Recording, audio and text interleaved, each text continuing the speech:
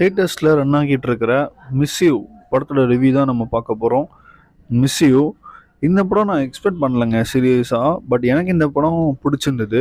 First ஹாஃபும் சரி second ஹாஃபும் சரி ரெண்டுமே நல்லா இருந்துச்சுங்க. ஒரு வாட்சபிளாக இருந்தது. பெருசாக எனக்கு எங்கேயுமே போர் அடிக்கலை.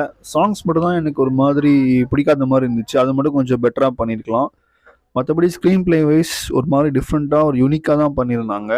ஸ்டோரி பார்த்தீங்கன்னா ஒரு ஆஸ் யூஷுவல் ஸ்டோரி தான். பட் அவங்க கொண்டு போன விதம் ஒரு மாதிரி கொஞ்சம் டிஃப்ரெண்ட்டாக இருந்தது. ஸோ அதுதான் இந்த படத்துக்கு ஒரு பெரிய ப்ளஸ்னே சொல்லலாம்.